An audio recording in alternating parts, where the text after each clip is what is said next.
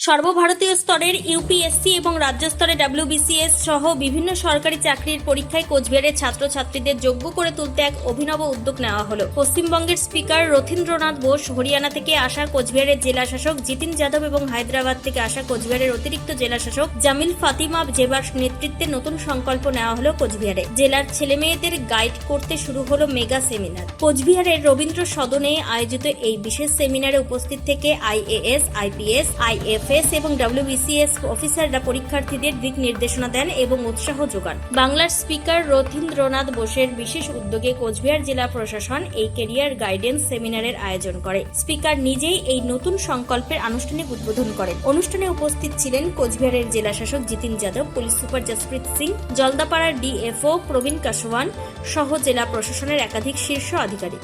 মূলত যারা সরকারি চাকরির জন্য প্রস্তুতি নিচ্ছেন তাদের মোটিভেট করতে এই আয়োজন। জেলা প্রশাসনের তরফে জানানো হয়েছে আগামী দিনে নিয়মিতভাবে ছাত্রছাত্রীদের এই প্রশিক্ষণ দেওয়া হবে। এর পাশাপাশি কোচবিহার জেলার অফিসিয়াল ওয়েবসাইটেও সরকারি পরীক্ষার জন্য প্রয়োজনীয় স্টাডি ম্যাটেরিয়ালস আপলোড করা হবে, যাতে অনায়াসেই তা পরীক্ষার্থীদের কাজে লাগে। রথীন্দ্রনাথ বোস জানান, জেলা শাসক হরিয়ানা থেকে এসেছেন, এডিএম হায়দ্রাবাদের মেয়ে, সকলে মিলে কোচবিহারের ছেলে মেয়েদের সরকারি চাকরির জন্য প্রশিক্ষণ দেওয়ার চেষ্টা করছি। কোচবিহার প্রশাসনের এই উদ্যোগ বাংলা তথা ভারতের জন্য মডেল হয়ে উঠবে। পাশাপাশি তিনি এদিন আর কি জানাচ্ছেন শুনুন। ছাত্রছাত্রীদের এইভাবে প্রশিক্ষণ দেওয়া হচ্ছে, এটা তো একদম অভিনব একটা উদ্যোগ, কি বলবেন?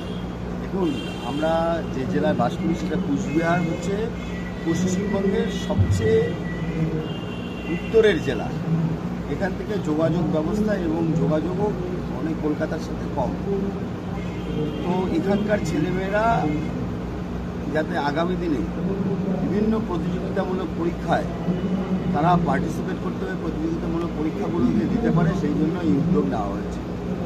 এবং সবচেয়ে আমার ভালো লেগেছে যে এখানকার অ্যাডমিনিস্ট্রেশন তারা এই উদ্যোগটা নিয়েছে এবং আগামী দিনে আরও যে যে সুবিধাগুলো ছাত্রদেরকে দিতে পারে, ছাত্রদের যদি এই এক্সামিনেশনগুলো ক্লিয়ার করার জন্য যে যে ব্যবস্থা থাকে, কারণ এরা অনেক এক্সপিরিয়েন্স এবং এরা এছাড়াও এরা মোটিভেশনের জন্য আরও ভালো ভালো লোককে নিয়ে আসবে, তারা এটা করবে।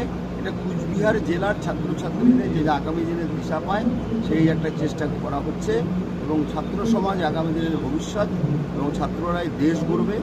আমাদের প্রধানমন্ত্রী ছাত্রদেরকে সবসময়ই ইনিশিয়েটিভ নিতে বলেন, সব কাজে ছাত্ররা পার্টিসিপেট করুন, এটা আমরা চাই।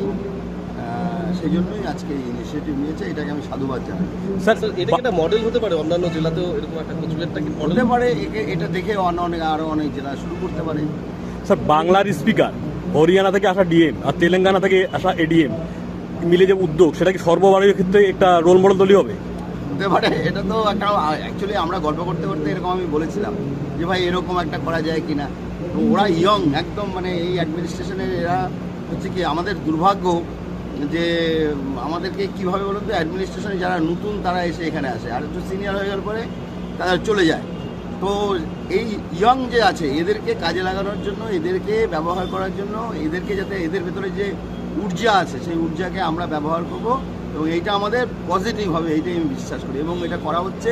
এটা বহু মানে ভালোভাবে এটাকে যদি চলে তাহলে আগামী দিন কিন্তু কোচবিহার সহ সারা উত্তরবঙ্গে হয়তো মানুষ এখান থেকে উপকৃত হবে। কোচবিহার থেকে প্রিয়া সাহার রিপোর্ট, টাইমস।